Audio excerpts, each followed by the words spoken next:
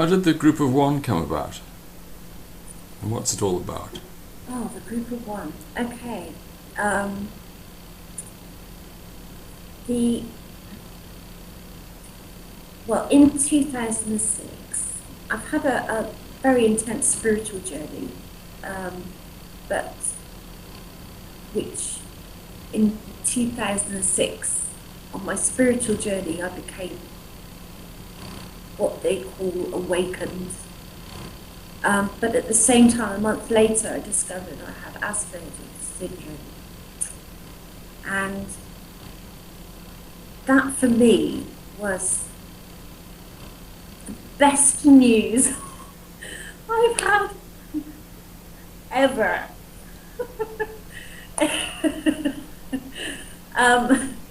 I remember when I first found out, I was like, yippee! I went around telling everybody, I've got Asperger's syndrome. They're like, what? What? Shh, shh. You're telling me to shut up. I was so happy. I was so happy because it just like, all the pennies dropped. Everything just dropped. All the pennies just dropped about, about me and who I am and why I think the way I do and why I used to just, why sometimes I used to get frustrated in the company of others, just because I hear and I think literal. I love it when people are direct with me, and so often people won't speak directly to other people. And they sort of leave you guessing. I don't do mind games. I either know or I don't. And, if I don't know, I don't know. So I just carry on doing what I'm doing. For me, it's too stressful trying to work out what somebody means or does or, no. Just, my head can't go there. So, when I had, and that was being totally quite funny, I did actually then stop telling people because people started to get stressed out when I was telling them about that habit. I had quite a lot of, I remember a couple of people that were doctors actually turned around and told me I didn't have it. Which I thought was quite funny. And I thought, okay, fine. This is the thing with a lot of people that do have Asperger's syndrome. Although it's on the autistic spectrum, we look normal, whatever normal is. But, but that was fantastic. So, but also what happened at that time, because all this stuff was going on for me in this 1 month, I had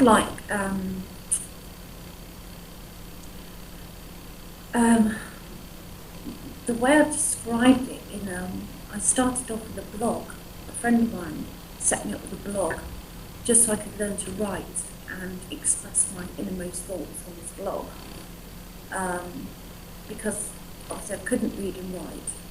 I couldn't speak very well, but when this experience happened to me, I started speaking uncontrollably, totally uncontrollably for about 8 months. I couldn't shut up. It was like all the words I'd ever heard since I was born all came flooding out of me. There was like a trigger in my brain. I don't know. Doesn't but it just all came out, and I couldn't stop talking. Tony, my partner, he was a blessing around that time. We talk about that occasionally. He thinks back. He says, back then I was, I was a nightmare to be around. I just, I can imagine. I lost a lot of clients at work because my boss knew what was going on, what I was going through. And so when I did go in,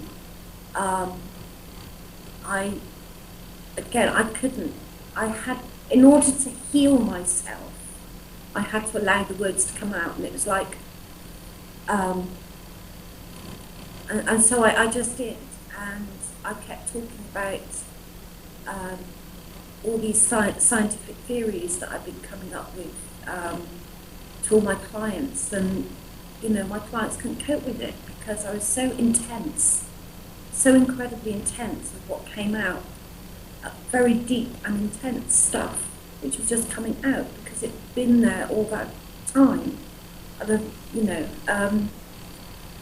and so with the group of one, sorry, go off on a tangent. With the group of one, that basically, I wanted, back then, I thought, right, I've got all this information, I've got all this love to give, I love people without condition, I am here clearly for a purpose, I have a purpose. And so,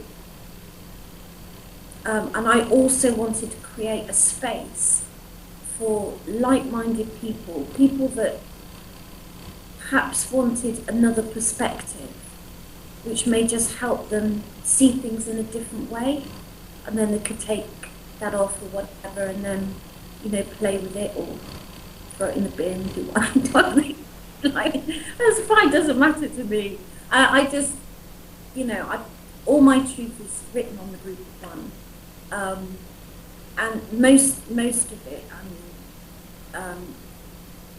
is via video because of my reading and writing difficulties. I watched a lot of videos because I found that, well, because I know that every person is a reflection of who I am, they are also who I am not.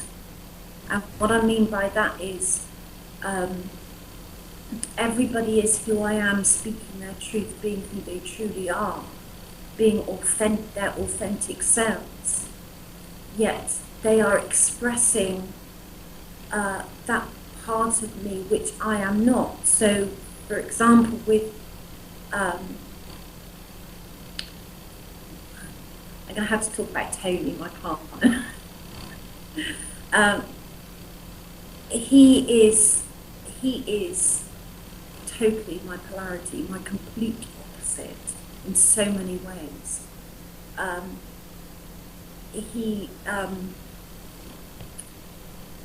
He is a natural born leader and incredibly, he can physically go and meet people, he can pose himself, he can just do that. And also another thing that he can do that I am not able to do is he can reiterate, which I find that an amazing quality for anyone who can reiterate. Because I don't have that ability. I can remember things from the past, but when it comes to actually, for example, if I was being asked what happened on June the 12th at 7 o'clock, 2010, I can't remember what I did yesterday, but with Tony, for example, he'd probably need about 5 minutes just to go back, and then he'd say, well, actually, da-da-da-da, and da-da-da, and he's got this amazing memory capacity, it's amazing. And so I say to him, he is me expressed. Because he speaks his truth, he's incredibly generous, he's incredibly honest, and he loves me unconditionally. So that's what I find in people when I meet people. They are who I am not, and it's the qualities that the other person has that I don't have. that I find absolutely fascinating. I just love, I love that side of people. I just love people, so, yeah. And that started developing then into something more than just your own blog, wasn't it? Yeah. How did it come together then? So it started off with just the blog, which I used for about a year or so, and then I set up a Yahoo meetup group because it was in 2006. I read chapter 1 of a book by Neil Donald Walsh, and I thought, yeah, this guy knows what he's talking about. I agree with him. He can stay in my life. So, oh, might listen to this. Oh, no. But so I set up a CWG group on Meetup Yahoo. I had quite a few people turn up. So again, for me, it's about creating a space. I was, at this point, I was computer illiterate. I could send an email and that was about it. So I had another very good friend of mine who's sort of in IT, and he taught me every step of the way how to sort of create sort of this meetup group, which was an online group. So I sort of practiced with that quite a bit.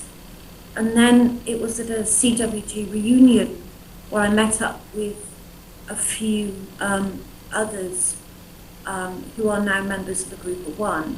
Well, they're the other co-founders. We met up at a Conversation with God reunion group, and so a weekend it was. And then we discussed that we would like to build an online community for sort of like-minded people to come together as one, just sharing different perspectives and just sort of build it and then just see how it grows really. There is sort of, just take each day as it comes and just build it. So we came up with that idea. We came up with the name GroupOf1, group meaning we, all of us, family, of one.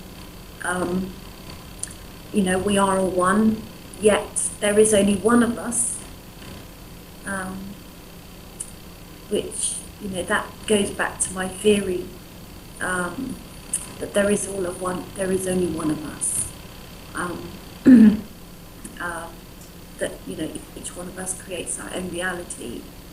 And so basically everything outside of myself is just an illusion that I created everything to be here in order for me to experience it. And and so therefore that's what the group one's for. It's for people that just want to, just get together and just sort of be and help raise awareness in each other. And if just raising awareness in each other is going to obviously create that ripple effect. If somebody can help raise my awareness to something perhaps I may not know or may not be aware of myself, then that will have an effect on me, which will then have an effect on my friends and my family will then have the effect on their the ripple effect. And so it's just that's sort of why it's been set up really.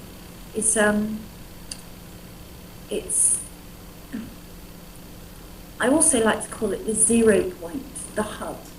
It's like the eye of the hurricane. Tornado, sorry. It's a space where people can just be. They can offload if they're feeling angry or they just want to offload something. I've posted quite a few things on there where I've just offloaded. It's within, as I've written the last word and I pressed, save. I let it go and get on with my day.